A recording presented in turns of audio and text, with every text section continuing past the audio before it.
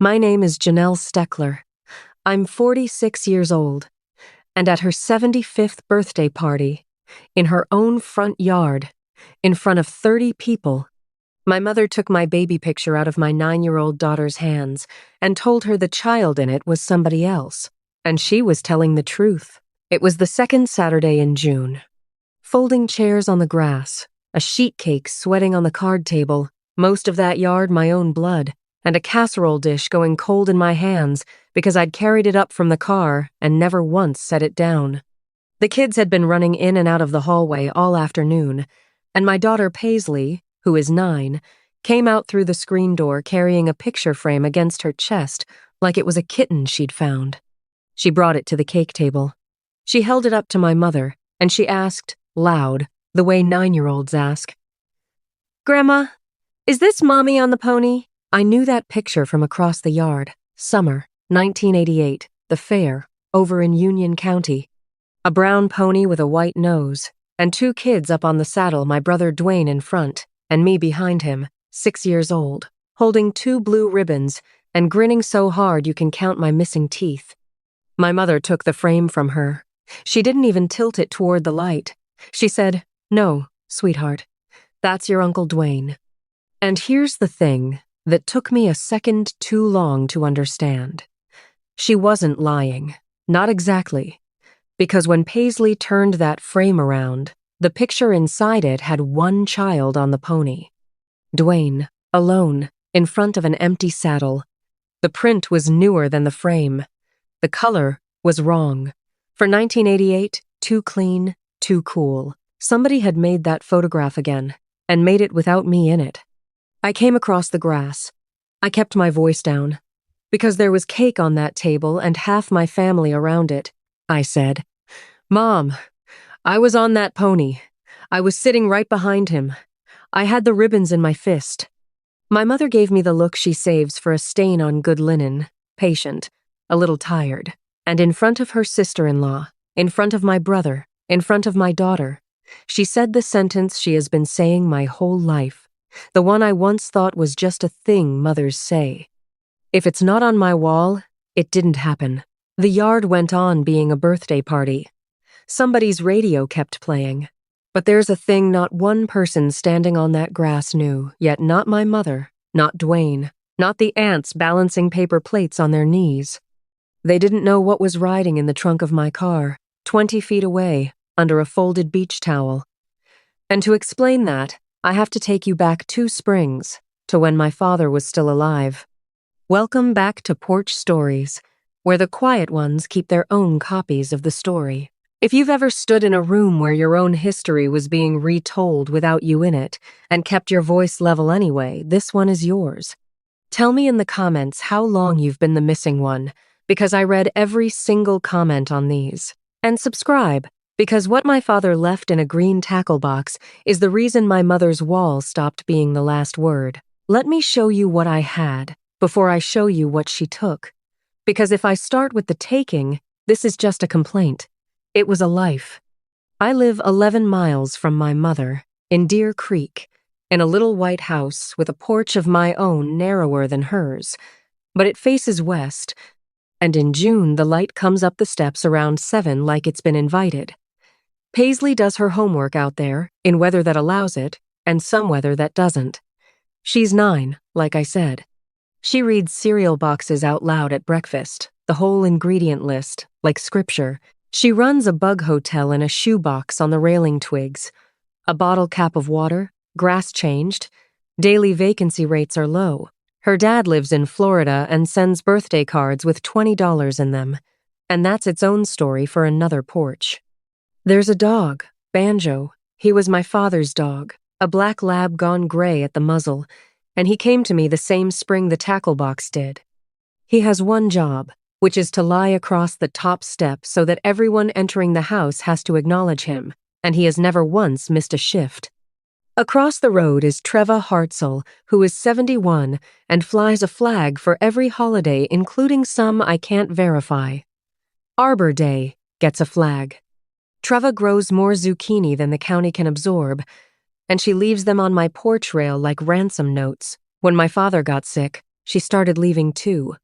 And there's the inn, the split rail, out on Route 9, 12 rooms, a lobby with a wood stove, hunters in November, wedding overflow in June. I've run housekeeping there for 19 years. People hear housekeeper and they think dusting. What the job actually is noticing. You walk into a room and read it. What got used, what got moved, what got taken. A towel, a remote, a wedding ring somebody's going to call about at midnight. I can stand in a doorway for 10 seconds and tell you if a guest smoked, cried, or left a child unattended with a juice cup. 19 years of that, and you get a feel for the shape of a gone thing. You know what's missing from a room before you can say how.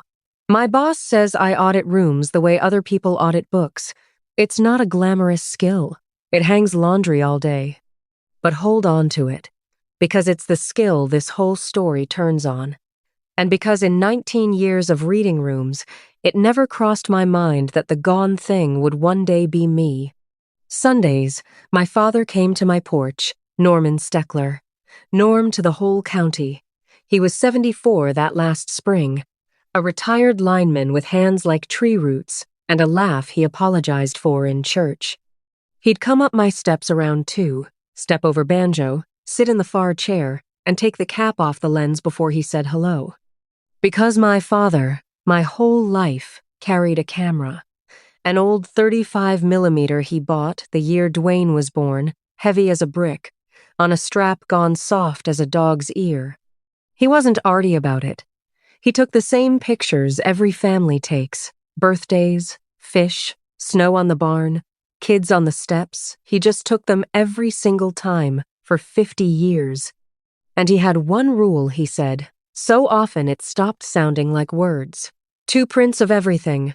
1 for your mother's wall, he'd say, tapping the film envelope on his knee. And 1 for the box. I used to think that was just a habit, like carrying 2 handkerchiefs. It took me 46 years and 1 birthday party to understand it was a policy. My father was married to my mother for 51 years. He knew exactly what her wall was. He never once said a word against it. He just quietly kept a second copy of the family, the way a careful man keeps a second key. Now the wall. You need to see the wall the way I grew up seeing it. My mother's house is the old family house, the one her parents built. And the front porch is the kind they don't pour anymore, wide enough for a swing and 6 arguments. You come up those steps, through the front door, and you are immediately in the hallway, which is the point of the house. My mother's hallway runs from the front door to the kitchen, and both sides of it are photographs. Matching frames, thin black ones, bought by the dozen, straight rows. My mother dusts them every Saturday and straightens them the way other people say grace. That hallway was the official record of the Steckler family, and my mother was its editor always, all my life. Getting a picture on that wall was an honor she awarded. 6th grade band photo, up. Fishing derby trophy, up, if the fish photographed well. When company came, they got walked down that hallway the way you get walked through a museum. And my mother narrated, this was Dwayne's regional final, this was the reunion in '85, this was Easter the year it snowed. And when she hung a new frame, she'd step back, level it with one eye shut, and say it, satisfied, like a stonemason patting mortar. If it's not on my wall, it didn't happen. We laughed. Hear that plainly, because it's the floor this whole thing stands on. It was a family joke. It meant Mom liked the picture. It meant the day had been ratified. I said it myself, teasing her. 40 years running. You don't examine the family scripture. It's just the air in the hallway. My father never said it. I noticed that too late, along with everything else. He'd be there in the doorway watching her level the new frame, easy, hands in his pockets. And twice a year, regular as the equinox, he'd take his film envelopes out to the garage, to his workbench, and spend an evening with a shoebox and a pencil, filing, 1 for the wall, 1 for the box. The last spring was 2 years ago. His heart. There wasn't one bad day. Just a doctor in February using the word managing, and then a slow tide going out through the summer. He could walk, he could laugh, he couldn't lift, and he wasn't supposed to do stairs. And here is a fact I will say plainly and then leave alone, because it matters later. My father spent his last good spring on my porch, his choice. He said my steps had a railing he liked, and light worth sitting in, and my mother's porch faced the road, and the road watches back. So most afternoons, Dwayne or I would run him over, and he'd sit in the far chair with Banjo's chin on his shoe, and he'd photograph whatever the yard was doing, Paisley's Bug Hotel, Treva's Flag of the Week. Me carrying laundry, once, which I griped about, and he said, "You'll want it someday." And I said, "Nobody wants a picture of a woman carrying towels, Dad." And he wound the film forward with his thumb and said nothing. My mother came exactly twice that whole spring. Both times she stood on the walk like the porch was wet paint, and she said, both times, the same words. "This is silly, Norman. You have a home." It wasn't grief talking. I know what her grief sounds like now. And it doesn't sound like that. It was the sound of a woman whose exhibit had walked out of the museum. In May of that spring, my mother cleaned out his workshop. She called it a spring clearing, and she did it while he sat on my porch. And I want to be fair the way he was fair. The man was done with routers and ladders, and half that garage was rust and jar lids. And somebody was going to have to do it eventually. But my father heard about it at my place, over coffee, the way you hear about weather happening to your own field. And that Sunday, he had Dwayne bring him over with a green steel tackle box on his lap, the big kind, 3 trays deep, and he asked me, casual as asking for a glass of water, to keep it in my garage attic. "It's just my negatives," he said. "Your mother tidies the way a river tidies. January things go under." I put it up in the attic between the Christmas boxes and thought no more about it than you'd think about an umbrella. He never mentioned it again. He died in September, on a Tuesday, at home, in his own bed, with my mother beside him, which I am glad of, whatever else this story says. The county came to the funeral. The line went out the door of the funeral home and around past the drive-through of the bank. And at that funeral, there were 3 photo boards on easels. White poster board, 50 years of my father, arranged in fans, done by my mother and Missy, that's my brother's wife, in one long red-eyed night, and everyone said what you say. Wasn't that just like him? Look how young they're. And I stood in front of those 3 boards for a long time in the receiving line, in the smell of carnations, and my housekeeper's eye did the thing it does in doorways before my heart could stop it. I wasn't on them. 3 boards. I counted later, because counting is how I stay standing 60-some photographs. My father with Fish. My father with Dwayne at the regional final.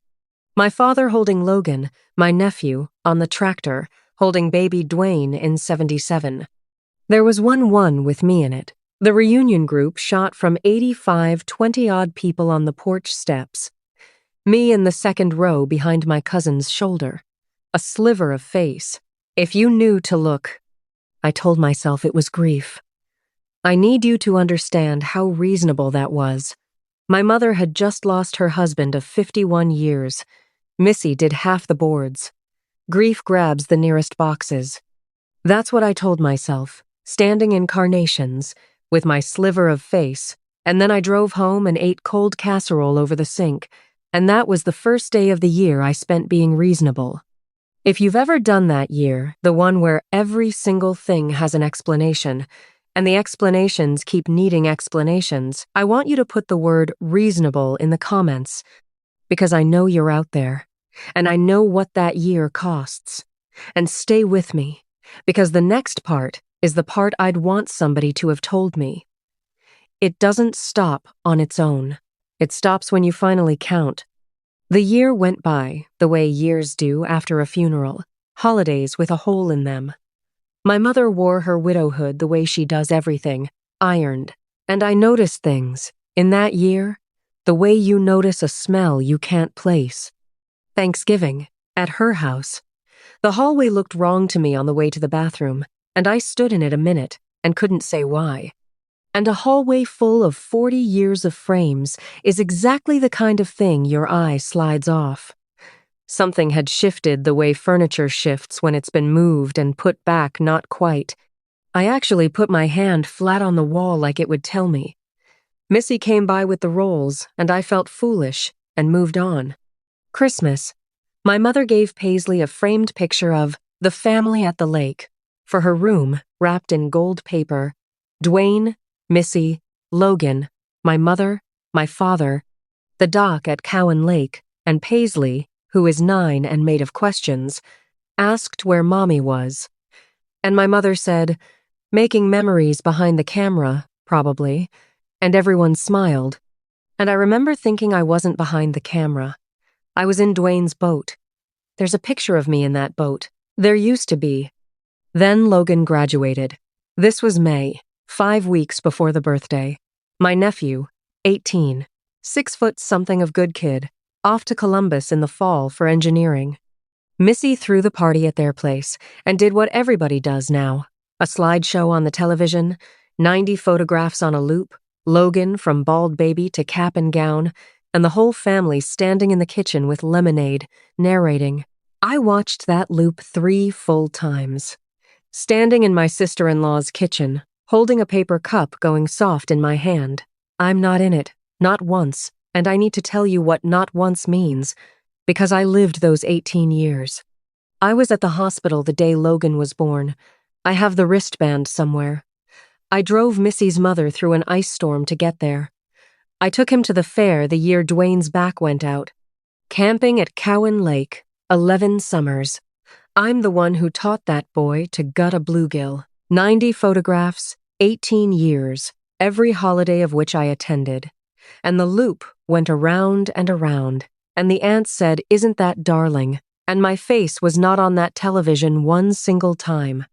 And my cousin, Renata's husband, decent man, no harm in him, watched it round once beside me and said the thing strangers always end up saying inside this kind of magic trick. You must be the one always stuck holding the camera, huh? The camera was my father's. Everyone in that kitchen knew whose camera it was. I found Missy by the sink, and I kept it light, because it was Logan's day, and I am my father's daughter. I said the slideshow was beautiful and asked where the pictures came from, because I'd love copies of a few. And Missy and I want this exact, because Missy is not the villain of this story and never was, Missy said. Oh, mostly from your mom. She had them all printed for us in a big envelope. She said she went through everything. Wasn't that sweet of her? She went through everything. Paisley fell asleep in the car on the way home, and I drove 11 miles with both hands tight on the wheel, doing the thing I do at work, walking the rooms in my head. The funeral boards, 60 photographs, 1 sliver. The lake frame, at Christmas. The hallway, that read wrong. The slideshow, 90 photographs, 0. Room by room by room, and in every room, the same thing was missing, and the missing thing had my face on it. The next morning, I called my mother and told her I'd come by Saturday and take her to lunch. She said, "That would be lovely, because things being lovely is load-bearing for my mother." And Saturday, I came early, on purpose, and I let myself in the front door the way I have for 40 years, and I stood in that hallway alone.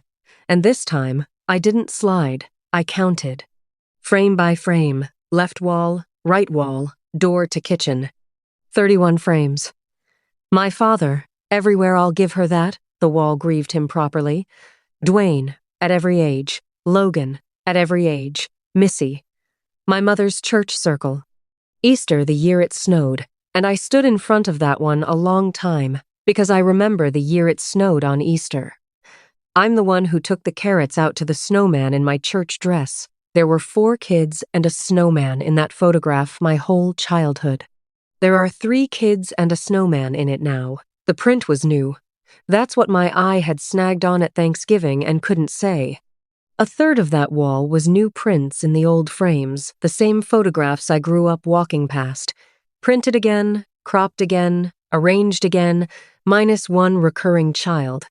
Where I'd stood at the edge, the picture just ended now, a little tighter than a picture wants to end. Where I'd stood in the middle, they'd chosen a different frame from the same roll my mother had all the rolls, an editor with a full archive, some shot where I'd stepped away to hold somebody's dog. And the pony picture from the fair, 1988, was hanging by the kitchen door with one child on the pony, and the crop had taken me and my 2 blue ribbons clean off the back of that saddle, but I'll tell you what it hadn't taken, because I stood nose to glass and found it like a burglar's footprint. On the grass, under the pony's belly, lying long in the afternoon sun of 1988, there are 2 shadows on that print. Dwayne's, up on the saddle, and mine, behind him. 6 years old, flat on the grass, ribbons in my shadow fist. She'd cropped the girl and kept the girl's shadow. Even the sun was still testifying, and she'd hung it by the kitchen door anyway, because who looks at shadows? I heard her come down the hall behind me, church shoes on the runner. She saw where I was standing, and my mother said, "Pleasant, entirely pleasant." This is the part that still reaches me at 2 a.m. I had a lot of them redone. The old prints were fading. Doesn't it all look fresh? I didn't have it out with her that morning. You've maybe already figured out that having it out is not my native gear. And besides, and I'm being honest with you here, I couldn't yet believe the size of it. A fading print is a real thing. Prints do fade. Every fact she handed me was almost true, and almost true is a hard wall to climb. But at lunch, I watched my mother eat a club sandwich and talk about the church rummage sale, and my housekeeping brain, all on its own, kept walking rooms. And after I dropped her home, I sat in her driveway and made myself ask the question I'd been not asking for a year, the one you ask about a guest, not a mother. Not, is she confused? My mother is 75 and sharp as a pinking shear. The question was, what would this room look like if it were being done on purpose? And the answer was, exactly like this. Fresh prints, lovely explanations, a shadow on the grass. So the next week, while she was at her circle meeting, and yes, I let myself into my own mother's house while she was out, with the key I've carried since high school, and you can judge that or not, I've stopped judging it. I went where the archive lives, the cedar chest in the spare room, where the albums have been since before I was born. 11 albums, brown and cream, the kind with the sticky pages under plastic film. I opened the one that says 1982 on the spine, the year I was born, and I found out what happened to the original prints. They're windows. That's the word my mind reached for, and I haven't found a better one. Page after page, the plastic film smoothed back down over neat rectangular holes where photographs used to be. She hadn't torn them out. Torn leaves marks, torn, admits something happened. They'd been cut out, clean, with the pinking shears from her sewing basket. I know those shears. I learned to cut fabric with those shears, so every window has a tidy zigzag edge, like a stamp. Where I was one face in a group, the whole print was gone. Where the caption underneath was in my father's handwriting, he labeled everything, date and place. Pencil, block letters, the caption stayed. So you turn the pages, and it goes, window. Window. Janelle first day, kindergarten, sept. 1987, in pencil, under a zigzag hole. Window. I counted 41 windows before I stopped counting, and I did not stop because I ran out. I sat on the floor of the spare room with that album open on my knees, and I'll tell you the truth about the feeling, it wasn't rage yet. It was vertigo. It was the feeling of leaning on a wall in a house you've lived in all your life and having it give like cardboard because you'd only ever leaned on it with your eyes before. My babyhood was gone. Not misplaced, excised, with sewing tools, by hand, at a kitchen table, over what must have been hours and hours of patient, careful work by a woman in her 70s. And then, this is what filed it under something colder than grief. The albums had been returned to the chest in order, squared.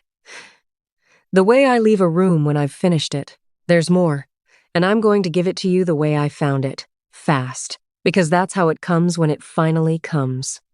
My baby book is not in the cedar chest. Dwayne's is. Mine is gone, and with it, the lock of hair and the little hospital card with my footprint.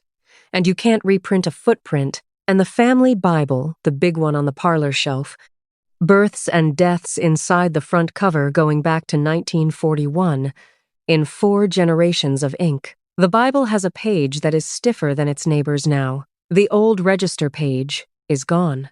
On the new one, the births are recopied in my mother's church bulletin handwriting, even and blue. Norman, Marcia, that's my mother, Dwayne, Logan. The line where I was born is not missing, you understand. There's no gap where a name might have been, nothing to catch a stranger's eye and make him ask. The list just goes on without me, the way a fence goes on without a gate. In a book with, in the beginning, 11 pages away, my mother sat down with a fountain pen and unbegan me. And the porch board, last one, and then I'll tell you what I did, and then I'll tell you why she did it, because there is a why. My father made the name board in 1991 out of a cedar plank from his own scrap pile, $11 of wood, he liked to say, and a Saturday. It hung by my mother's front door my whole adult life. He routed the letters in and burned them dark. Norman, Marcia, Dwayne, Janelle. And when the grandkids came, a second row, smaller, Logan, Paisley.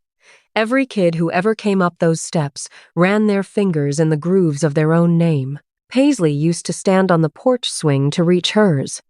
At the birthday party, we're coming back to the birthday party, that board was hanging where it has always hung. Freshly sanded, freshly oiled, gleaming like a casket lid. 4 names. Norman, Marcia, Dwayne, Logan. Dwayne sanded it. My brother. I found that out afterward, and I'm going to tell you about that conversation, but I want you to have the fact now, where it hurts, because it hurt me in exactly this order. She didn't do all of this alone. She never had to. She has a way of assigning things so that the assignment sounds like a kindness the cedar's gone gray, where some of the names are, Honey, take it down and freshen it for Mother's Day. And my brother, who is not a curious man, God love him, sanded where his mother pointed and never asked why the gray was only under 2 names. That's how her weather works. Nobody in it ever feels rained on. You just look up one day, and everything you were is runoff.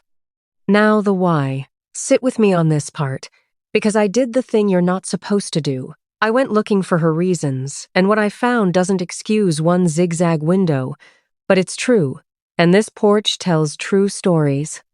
Some of it, the near part, I got from the ants, sideways, the way you get anything from ants. What my mother had been telling the family that whole last spring, in phone calls, at Circle, in the church parking lot, was this: that I had taken him. That a dying man's daughter had collected him, her word. Aunt Renata's husband repeated it without knowing what he was handing me, collected him to her porch to have him to herself at the end, and turned his last months against his own home, and that she, Marcia, had sat in a half-empty house every afternoon while her husband of 51 years made himself a guest of the daughter. And I will grant her the true kernel, because I promised you fair.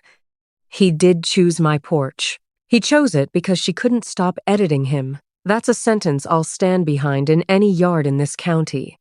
But her version and my version share one plain fact, and hers hurt her. And my mother has never in her life sat quietly inside a story that hurt her. She corrects the record. That is what she does instead of bleeding. He wouldn't be on her porch in his last spring? Then the record would show he'd never much been off it, and the daughter who took him the record could just do without her altogether. That's the near why. The far why I got from Ethel. Ethel is my mother's first cousin, 84 now, the oldest one still driving. And at Logan's graduation, she'd squeezed my hand at the dessert table and said something I didn't understand yet. Your dad used to mail me a print now and then, you know. If his negatives ever turn up, I want the one of him in the paper hat. Hold that sentence. It matters twice. I took Ethel to lunch the week after I found the albums, and I told her what I'd found. All of it, the windows and the Bible and the board, and Ethel put down her fork. She took her time about it. Then she told me about Barbara. I have an aunt. Have. You'll see why the tense fights me. My mother had an older sister, Barbara, 2 years ahead of her. In 1968, Barbara was 19, and she ran off with a man her father had forbidden. That's the whole story anyone was ever given. A boy, a bus, gone. And my grandmother in that same house, on that same porch, took every photograph of Barbara off the wall inside a week, cut her out of the group shots, unpicked her from the record, 60 years before anybody had a word for it. Ethel was there, 17 years old, helping carry a box, and she heard my grandmother say to the hallway, to nobody, level as a floor that the family was now and had always been 3. And my mother, 14 years old, stood in that hallway and watched her sister become a blank space that nobody was allowed to see, and then watched everybody get used to it and learn to walk past the wall. And the walking past worked. Ethel said within 2 years you could stand in that house at Christmas and Barbara had never existed at all. 14. She was 14, in her mother's hallway, learning what a wall is for. It would explain, and I stopped myself right there, out loud, in the diner, because I could feel the sentence assembling, and I know where that sentence goes. Here's where I put it instead, and I've had months to place it, so hear the placement. My mother was 14 the year that hallway taught her its one rule, and I am sorry to my bones for that girl. And my daughter was 9, standing at a cake table, watching the same rule reach for her, asking, "Which one is mommy?" and being handed an empty saddle. That's the whole distance between sympathy and permission. I can carry the first the rest of the way to her grave. The second ends on my watch. Because it had reached for Paisley. That's the part I haven't told you, and it's the part that turned me from a woman counting windows into my father's daughter. In September, this is now 3 months after the birthday. No, let me keep the order straight. It was before the birthday, May, the same 2 weeks I was finding the albums. Paisley came home from school with a poster tube and wouldn't show me what was in it, which is not my kid. Her teacher, Miss Rierick Young, careful, the kind who calls before a thing becomes a thing, phoned me that Friday. The 3rd grade had done family tree posters for open house. Photographs encouraged. And Paisley had come to her at recess, private, and asked whether it was all right that her poster didn't have her mom on it, because, and Miss Rierick said she was writing it down while it was fresh. Teachers know evidence when they hear it, because Grandma says some people don't photograph well, and Mommy's one of the ones who don't. Grandma had helped with the poster. Grandma had supplied the photographs, from a big envelope, sweet of her. There's a picture of Banjo on that poster. My daughter's family tree has a dog on it, and does not have me. Some people don't photograph well. She'd said it to my child the way she used to say it about the neighbor's Christmas card, a small mercy performed on the unfortunate, and my 9-year-old had folded it into her spine the way kids do, and had already started covering for me for the family smoothness at recess, with a teacher, in the gentlest voice you ever heard. 1 generation. That's all it takes. Ask Ethel. You don't have to teach the children to cut. You just teach them which absences are polite. I sat on my porch a long time that night, with Paisley asleep and Banjo across the step, and I didn't cry, and I'll be honest with you about why not. Housekeeping is what I have instead. When the room finally tells you what happened in it, you don't stand in the doorway feeling things at it. You strip the bed. You make the list.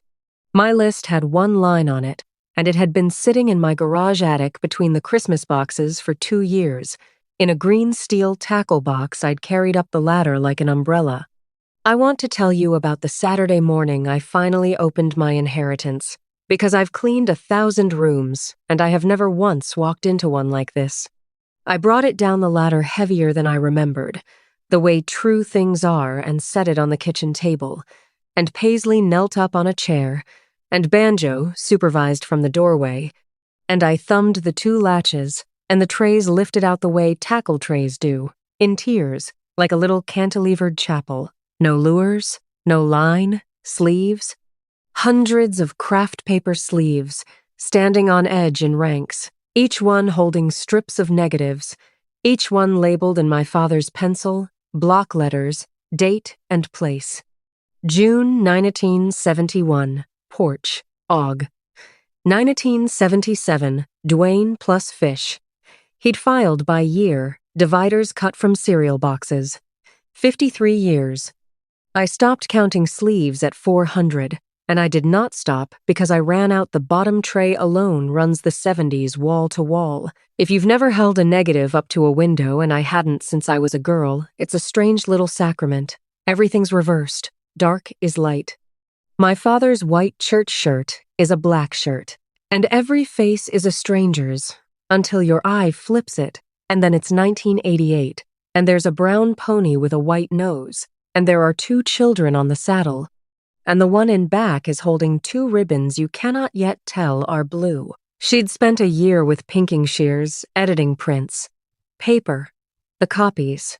My father had spent 50 years quietly keeping the originals, and a negative doesn't care what got cut out of the album, and it was all here, every frame she windowed, every roll she reprinted her way, the whole unabridged family, kindergarten and the snowman and the boat at Cowan Lake, filed in a tackle box in the one building in the county my mother's tidying would never reach. One for the wall, one for the box. He'd told me the policy my whole life, twice a year, out loud, and I'd heard a habit. Paisley held a strip up to the kitchen window, squinted the way you do, and said, "It's everybody backwards. It is exactly everybody backwards, baby. It's the family with the dark and light switch the version where what your grandmother did shows up, and what your grandfather did shows up, and nothing else about it is different at all."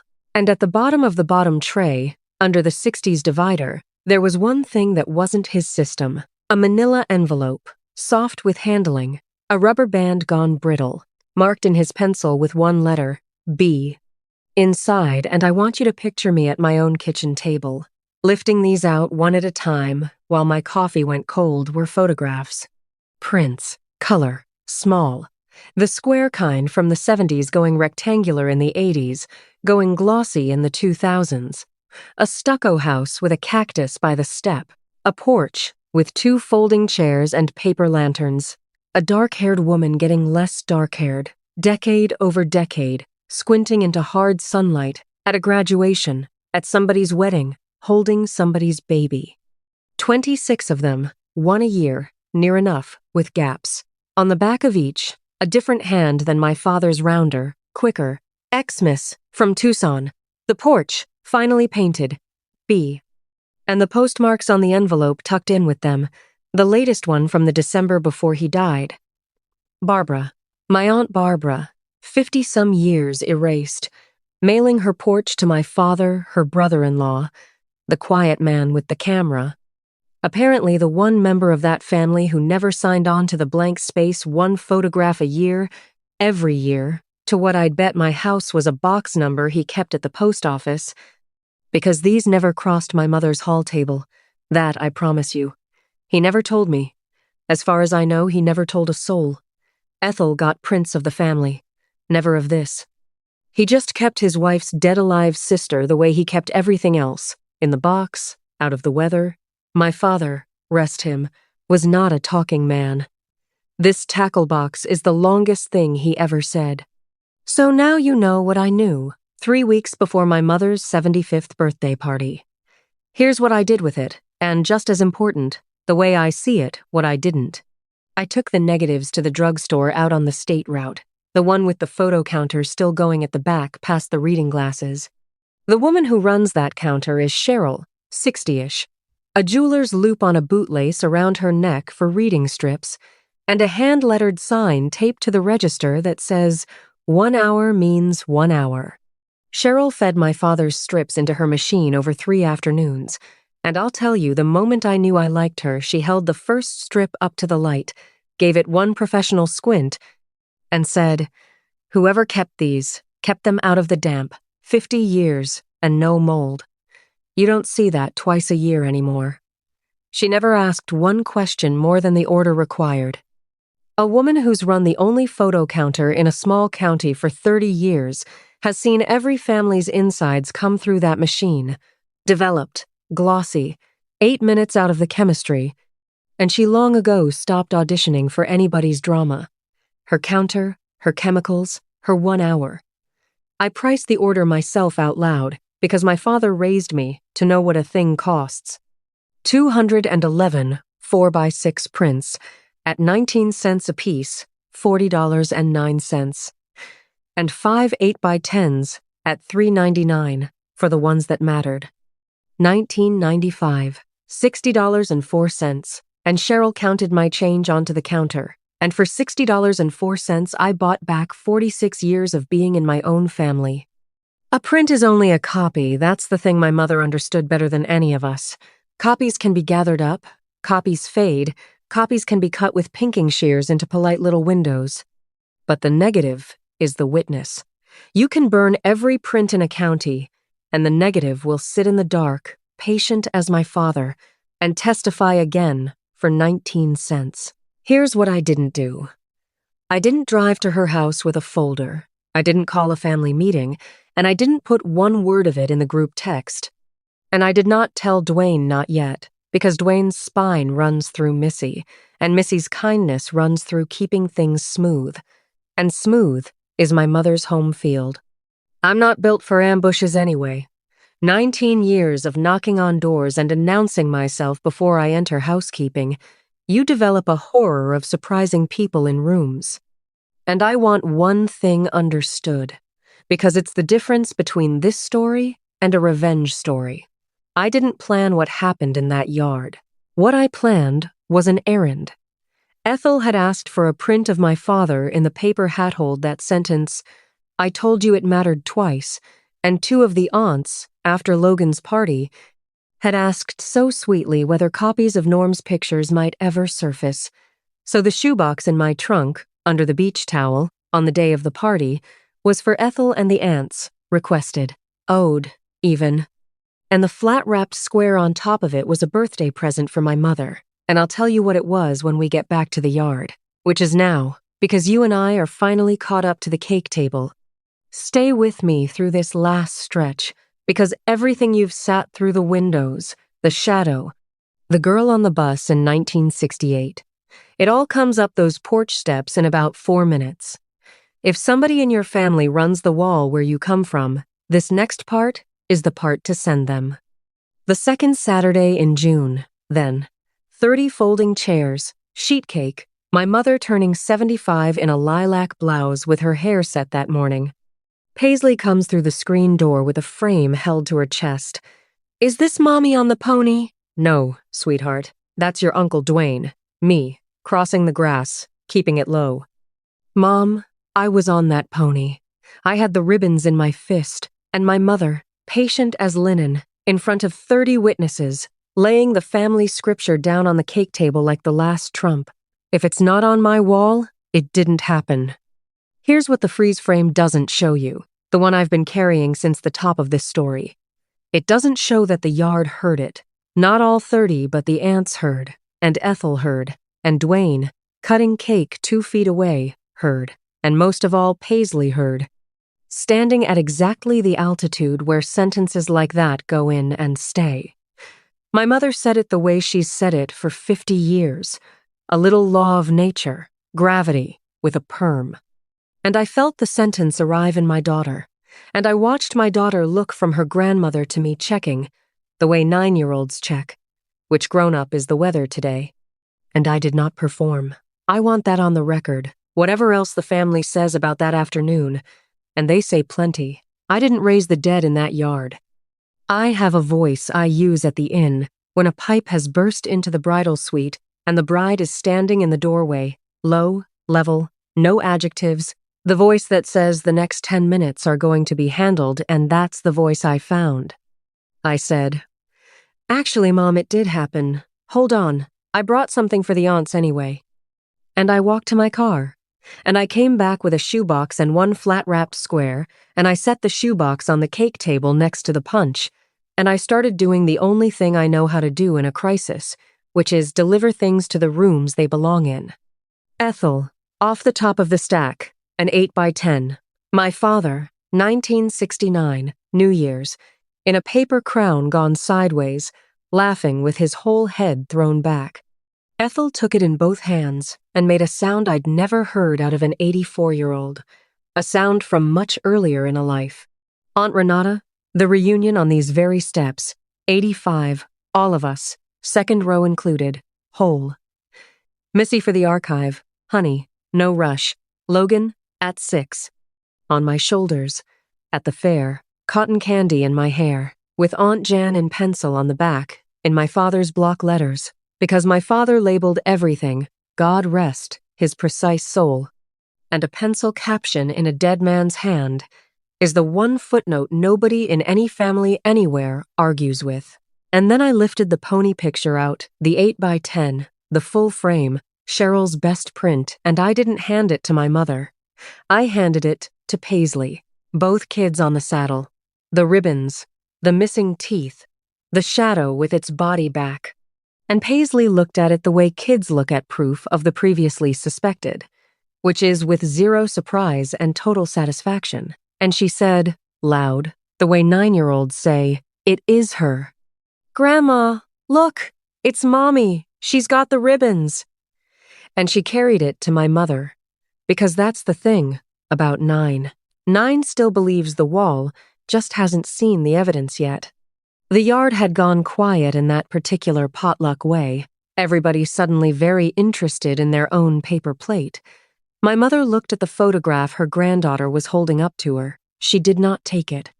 She looked at it a long moment, and then she looked at me, and I watched her understand all of it. The box, where the box had spent 2 years, whose garage, whose porch, whose husband I watched 53 years of my father's quiet policy land on her all at once. And my mother is not a stupid woman, and she did not bother with, "Where did you get that?" She went, instead, in front of everybody, through the 3 stations I have since learned by heart, because a woman collapsing in defense of her own wall goes through them in order, like rooms. Tears, first. Not sobbing welling, chin up. At my own birthday. Norman, not 2 years in the ground, and you bring this ambush to my own birthday. Let the record show, the ambush was a shoebox of family photographs at a family party, delivered to people who'd asked for them. Then blame, and this one had my father's name in it, so I'll type it slow. Your father and that camera. 50 years I couldn't set out a deviled egg without documentation. He wasted more money on film than we spent on your braces, and now I see why.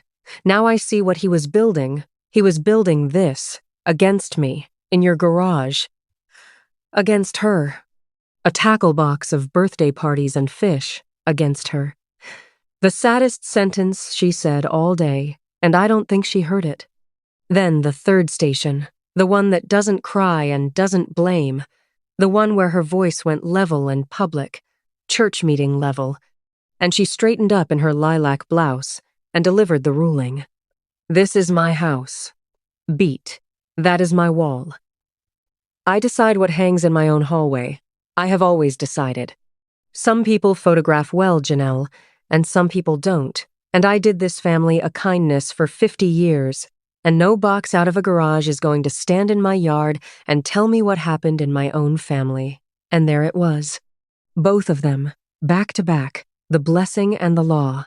The sentence she'd fed my daughter and the sentence she'd fed all of us, out loud, in the sun, in front of the family, off the leash at last. If it's not on my wall, I decide. And I want to tell you I answered her with something equal to 50 years. But what happened instead is what happens at real cake tables. Somebody else spoke. Ethel, 84 years old, holding an 8x10 of a man in a paper crown from a folding chair, not loud, not standing, one sentence, in the direction of my mother, with the whole yard between them. That's what your mother said about Barbara. Marcia, I stood on this porch and heard her say it, and you're standing right where she stood. I have been in rooms when the power went out. It's like that. Every small noise you didn't know was running, gone, all at once. And for about 2 seconds, the only 2 seconds of my life I ever saw it, my mother's face went 14 years old. Then the shutters came down again, but they came down on a different house, because now the yard had heard the name, Barbara. The aunts looking at each other, Missy mouthing, "Who?" at Dwayne. 56 years that name had kept out of the sun in this family, and it walked back in on a folding chair and a birthday, the way the truth in this family apparently travels. Carried by a woman everybody stopped watching decades ago, in a sentence nobody could argue with, because she was there. I picked up the wrapped square then, and I set it by the cake where the presents go, and I got my voice out one more time, the burst pipe voice, and I gave my mother the last thing I had, which was the truth with the receipt attached. "Happy birthday, Mom. It's from Dad's negatives. It's the one photograph of you I'd hang on my own wall." I took Paisley's hand, and because she deserved an answer, the wall, before I left it, "You're right, Mom, it's your wall. It was always your wall." That was never the part we disagreed about. I looked at the porch, at the fresh-oiled board with its 4 names gleaming. But Dad kept the negatives. All of it happened. Every bit of it is still happening. The only thing your wall ever decided was which of it you could stand to look at. We went across the grass, my daughter and I, past the folding chairs, everybody's eyes down except Ethel's, and Ethel's eyes were something I'd call the opposite of down. Banjo got up off nobody's top step, because we'd brought him. Of course we'd brought him. He came to the party, and the 3 of us went out the gate my great-grandfather hung, and I did not look back at the wall, and I have not, in the sense that matters, looked back at it since. She opened the present. I know because Missy told me. Alone, that night, at the kitchen table, after the chairs were folded. It was the 8x10 from a strip labeled July 9, 1981, Porch my mother at 30, on those same steps, barefoot, laughing so hard she's gone blurry at the edges. A baby on her hip, that's me, and a toddler at her knee, that's Dwayne. And she is not posed, and she is not editing anything, and she is more beautiful than any photograph on that hallway wall, and she never chose it, because she didn't take it and couldn't approve it. My father shot it from the yard. Both copies outlived him. One of them is hers now. Missy says it's in the spare room, face down on the dresser. That's all right. I know my mother. Face down on the dresser is what her wall calls thinking about it. Now the part after, and I'll give it to you at paper speed, because the loud part of this story ended at the gate, and everything since has moved the way documents move, and thank God for that. The family did not split in 2, the way these stories are supposed to end. Families like mine don't split, they replumb. Within a week, the aunts had called not to litigate, aunts don't litigate, but to order prints, which, in the currency of women that age, is a verdict. Renata wanted the snowman Easter, all 4 kids. Ethel wanted 3 more, and framed her paper crown Norm over the television, where, she reports, he presides. Missy came for coffee, sat at my kitchen table where the tackle box had sat, and recut Logan's slideshow file for the archive. Her words, no speech attached. 11 photographs quietly restored. And if you don't think that's Missy's entire opinion delivered in full, you don't know the Missies of this world. Dwayne came on a Tuesday, alone, after work, which is how you know my brother means a thing. He stood in my garage with the trouble light on and went through sleeves for 2 hours, mostly not talking, in the smell of sawdust, our father all around him in pencil. And at the end, he told me about the board she'd said the cedar had gone gray where some of the names were, and would he freshen it for Mother's Day. And my brother looked at the workbench and said the truest thing anybody in my family has said about themselves in 50 years. I sanded where she pointed, January. I never asked why the gray was only under 2 names. That's mine to sit with. He didn't ask me to make it lighter for him, and I didn't. We're something better than smooth now, my brother and I. We're level. The board itself still hangs by her door. 4 names, freshly oiled. She'll never rehang the old version. There's no old version left to rehang. That's what sanding is. But I'll tell you what exists instead. Because my father, God rest him, labeled everything. A negative, May 1994, Porch the board at 8 names worth of future, Dwayne and me kneeling under it, and a strip from 2019, the day Paisley went on in the second row, wood shavings still pale on the boards, my father's thumb a blur at the frame's edge because he was laughing. Cheryl printed both. They hang in my hallway, which, yes, I have a hallway now. It didn't take a year. It took a Saturday and $11 of frames from the church rummage sale. And there's no editor. It's a mess. Everybody's in it. My mother has not apologized, and I want to be the one who tells you that, plainly, before the coda. Because if you came this far for the apology, I don't have one to sell you. What she sent, 3 weeks after the birthday, was a text, her first ever longer than one line. People keep asking about the pictures. What am I supposed to tell them at church? Call me and we will settle what to say. Settle what to say. The editor, offering me, at last, a seat at the editing table, co-authorship of the official version, the biggest promotion her world has in it. I read it twice, and I put the phone in my apron pocket, and I went back to stripping room 9. Some texts you don't answer, not out of war. You just recognize a door to the old house, and you know every room behind it, and you're simply not going back in. And there's a piece to that I can't oversell. And I wrote to Tucson. 1 page, first person, no litigation of anybody. I'm Norm's daughter, Marcia's girl. I found the envelope marked B. He kept every one of them. He never missed you once. And I'd be glad to be your family on paper and porch alike if you've any use for a niece at this hour. I put in 3 prints, the paper hat, the porch board, 8 names, 1994. And the 2 of us, me and her, it exists, August 1983, Porch, Barbara's one visit in the erased years, a baby on a stranger's hip. My father had photographed his own quiet resistance and filed it under summer. Her answer took 19 days, and it's 4 sentences, and the 4th one is the coda. So here's the whole letter, shared with her blessing. Dear Janelle, I know exactly which photograph the paper hat is. I mailed him that hat from Tucson and told him to wear it New Year's, and the fool actually did. Your grandmother took me off that wall in 1 week. And your father spent 50 years putting me back one Christmas at a time, and neither one of them ever said a word about it that family always did its loudest work in silence. Tell your mother, when she's ready to hear it, that I stopped being angry in 1991, because you cannot stay angry at a woman for building the only room she was ever shown how to live in. But you don't have to live in it either, honey. I got a porch, too. It's painted now. Come sit on it. We're going in October, Paisley and me. Tucson in June, Barbara says, is a punishment from Scripture. And the last picture in this story got taken in April, on my own steps, by Treva from her yard, with my father's camera.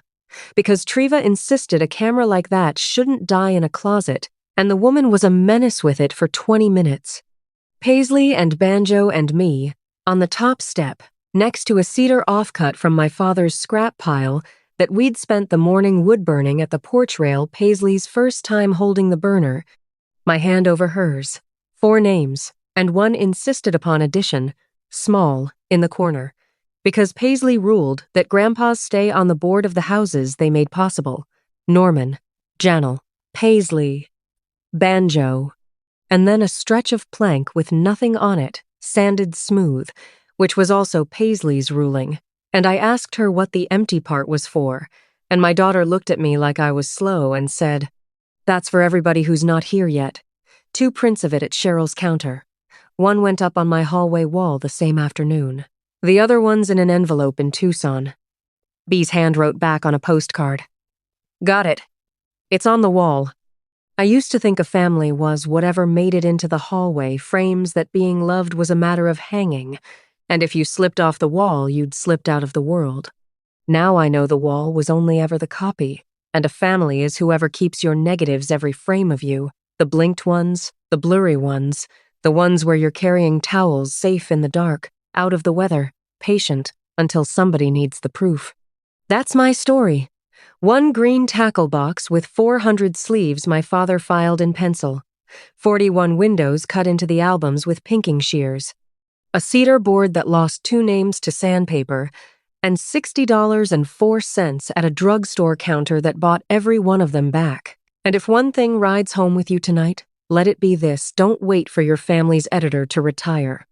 This week, pick up the envelope of photographs your family actually has, the shoebox, the drive, whatever it is, and make one copy that lives in a different house.